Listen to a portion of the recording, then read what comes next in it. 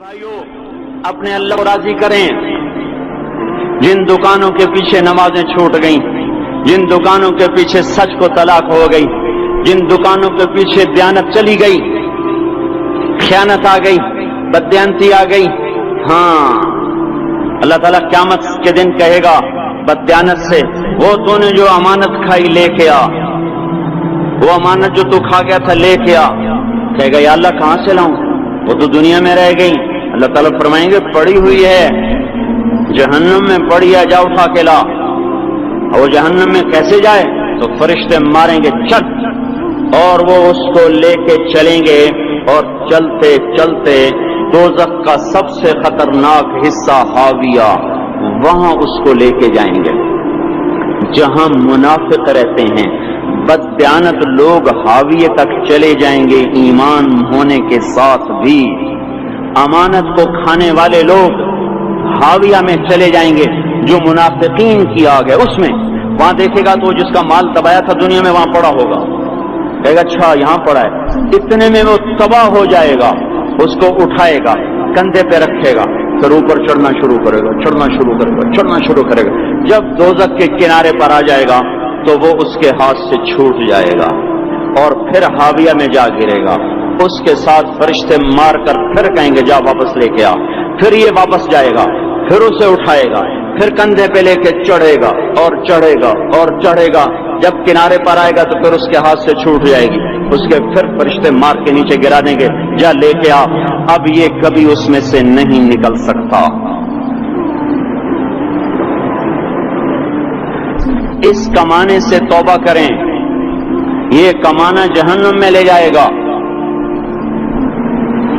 اور ادھر دوسری سنو، سَيَعْلَمُونَ الْيَوْمَ مَنْ أَصْحَابُ الْكِرَامِ، ایک فرشتہ اعلان کرے گا آج پتہ چلے گا عزت والے کون ہیں، آج پتہ چلے گا عزت والے کون ہیں.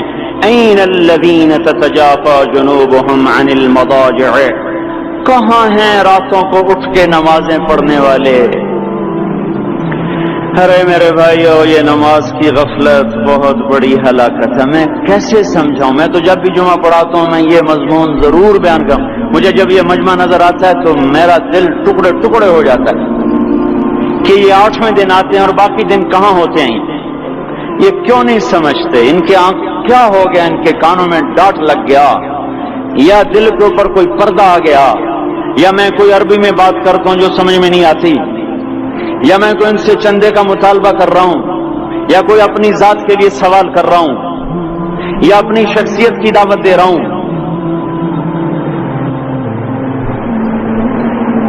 آج نماز عزت دلائے گی. سب سے پہلا اعلان ہوگا، کہاں آج پتہ چلے گا عزت والے کون ہیں، کہاں ہیں راتوں کو اٹھ کے نماز پڑھنے والے اور اللہ کے نام پہ خرچ کرنے والے. صرف نماز نہیں، زکوٰۃ بھی دینی پڑے گی. پیسہ ہے زکوٰۃ نہیں دے رہے، پیسہ ہے اللہ کے نام پہ خرچ نہیں کر رہے. بھائیو اللہ کے نام پہ خرچ کرنا سیکھیں، اللہ کے واسطے اپنے آپ کو سادگی پہ لائیں اور اللہ کے نام پہ لٹانا سیکھیں. اللہ آپ کی نسلوں کو واپس کرے گا، صرف آپ کو نہیں، آپ کی نسلوں کو واپس کرے گا. آپ اللہ کو قرضہ دے رہے ہیں، کسی ایسے ایرے غیر کو قرضہ نہیں دے رہے. یہاں مسجدیں والے چندے مانگ رہے، بھائی مسجد کو چندہ دو. مدرسوں والے چندے مانگ رہے، مدرسوں کو چندے دو. یہ تو مسلمان کی غیرت کے خلاف ہے کہ اللہ کے گھر میں مسجد کے لیے چندہ مانگا جائے. اور کہیں صندوقچیاں پھرا رہے، کہیں وہ جھولیاں. ایسی مجھے شرم آتی ہے. یہ کرنے والوں پر بھی میں کیا کہوں، ان کی عقلوں پہ بھی پردہ ہے کہ اللہ کے گھر میں مخلوق کے سامنے جھولی پھیلاتے ہیں.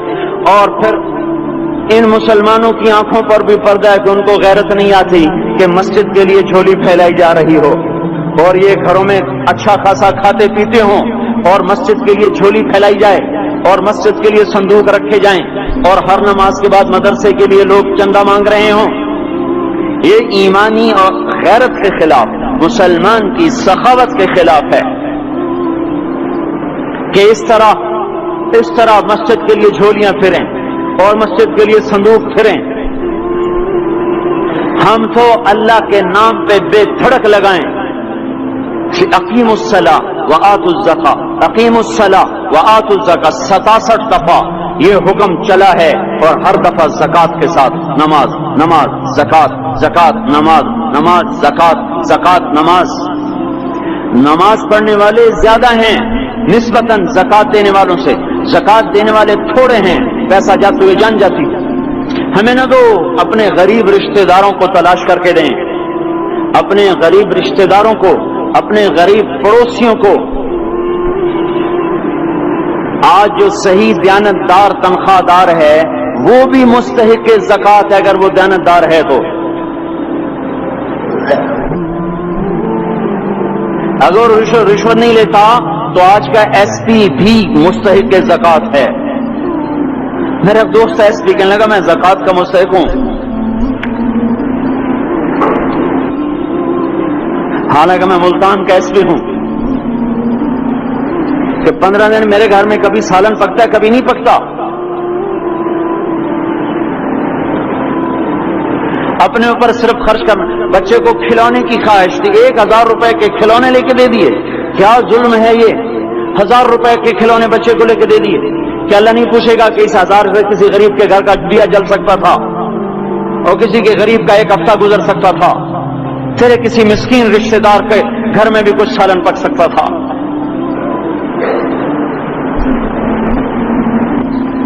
رزق دیا تو اس کا ہوش نہیں کہ اس کا حق ادا کریں، جان دی تو اس کا ہوش نہیں کہ اس کا حق ادا کریں. سجدہ جان کا حق ہے اور زکات اور صدقات یہ مال کا حق ہے. میں کب اپنے لیے مانگ رہا ہوں؟ میں کہہ رہا ہوں اللہ اپنے غریب رشتہ داروں کو دیں، ان کو تلاش کریں اللہ کے واسطے. اپنی بیویوں سے پوچھو سونے کی زکات دی ہے؟ دے ورنہ تو خود پکڑی آئے گی، تیرا زیور تیرے لیے گنجا سانپ بن کے تیری زبان کو ڈسے گا. ان کا میں نے تو بچیوں کے لیے سنبھال کے رکھا ہے. اس کی زکات دو پھر ٹھیک ہے، ورنہ اسم کو توڑ کے اس کی زکات دو، نہیں تو یہ مال پکڑوا دے گا قیامت کے دن. نماز نہیں چھڑا سکتی اگر زکات نہیں دی، اور زکات نہیں چھڑا سکتی اگر نماز نہیں پڑھی. مسجد بنا دی 50 لاکھ میں، اگر خود نمازی نہیں تو یہ مسجد بنانا اسے جہنم سے نہیں بچا سکتا. میرے بھائیوں، اپنی جان کا بھی صحیح استعمال کریں اور اپنے مال کا بھی صحیح استعمال کریں. ہم ایسے اندھے نہیں ہیں کہ جو بچے نے چاہا لا کے دے دیا، جو بیگم نے مانگا اٹھا کے دے دیا. نہیں نہیں، ہم پہلے دیکھیں گے اپنے اوپر. حضرت عثمان رضی اللہ عنہ کے پاس ایک سال ہے، حضور سے مانگنے آئے، آپ نے کہا عثمان کے پاس چلے جاؤ. عثمان سے مانگنے گئے تو آگے بیوی پہ لڑ رہے. کس بات پہ؟ یوں کہہ رہے وہ باہر چھوٹے چھوٹے گھر ہوتے تھے تو باہر آواز آ رہی. بیوی کو کہہ رہے اللہ کی بندی رات تو نے چراغ میں بتی موٹی ڈال دی، وہ بتی ڈالتے تھے نا اس کی روئی کی، تو تیل زیادہ جل گیا. تو یہ کہنے لگے یہ کس کنجوس کے پاس بھیج دیا؟ جو بیوی پہ لڑ رہا ہو کہ تو نے بتی موٹی ڈالی ہے تو یہ مجھے کیا دے گا؟ تو یہ چمڑی بھی نہیں دے گا. جب ان کو باہر بلایا اور خیرات مانگی کہ وہاں سے آیا ہوں، تو انہوں نے اندر گیا، ایک تھیلی اٹھائی، نہ پوچھا کہ کتنے چاہیے، نہ پوچھا کہ کون ہو، 3000 درہم اٹھا کے دے دیے. وہ حیران ہو کے کہنے لگا یار ایک بات تو بتاؤ. کہا کیا؟ یہ مجھے تو نے اتنے دے دیے کہ میری اگلی نسل کو بھی کافی ہیں، اور خود بیوی پہ تو لڑ رہا تھا کہ بتی موٹی کیوں کر دی. کہنے لگے وہ اپنی ذات پہ خرچ تھا، وہ پھونک پھونک کے کرنا ہے. یہ اللہ کو دے رہا ہوں جتنا مرضی دے دوں، یہ تجھے تھوڑا دے، اللہ کو دے رہا ہوں. تو اپنی جان کو بھی لگائیں اللہ پر اور اپنے مال کو بھی لگائیں اللہ پر. اور میرے بھائیوں اپنی کمائیوں کو حلال پہ لائیں اور بیویوں کو سمجھا دیں کہ ہم تمہاری خاطر دوزخ میں نہیں جا سکتے. یہ ہم اس پر توبہ کریں، اس پر توبہ کریں. اور یہ آبادی ہر وقت ہونی چاہیے مسجد کی. چلو کوئی جو جہاں سے بھی آیا ہے مسجد کے عادی بنو. میرے بھائیوں ہماری جماعت گئی تھی اردن میں 1991 میں، تو ہم اسرائیل کے بارڈر پر چلے. انہوں نے بتایا کہ یہ ہم سے آمد رفت بات چیت ہوتی رہتی ہے، چونکہ کچھ عرب ادھر رہتے ہیں کچھ عرب ادھر رہتے ہیں، رشتہ داریاں ہیں. تو کہ یہ یہودی ہم سے پوچھتے ہیں تمہاری فجر میں نمازی کتنے ہوتے ہیں اور تمہارے جمعے میں نمازی کتنے ہوتے ہیں. ہم نے پوچھا یہ تحقیق کیوں کرتے ہو؟ ان کا ہماری کتابوں میں یہ ہے کہ جب فجر کی نماز کے نمازی اور جمعے کی نماز کے نمازیوں کی تعداد برابر ہو جائے گی تو یہودی دنیا سے مٹ جائیں گے۔ اب یہاں فجر میں 1.5 صف ہوتی ہے اور جمعے میں باہر بھی صفیں بنی پڑی۔ چلو میں کہتا ہوں مان لیا 1/3 طبقہ باہر سے آیا ہے، یہ 2/3 تو یہیں سے اٹھ کے آیا ہے، یہ کیوں نہیں ہر نماز میں آتا؟ میرے بھائیوں اپنے حال پہ رحم کریں، اللہ کے واسطے میری پکار کو سنیں۔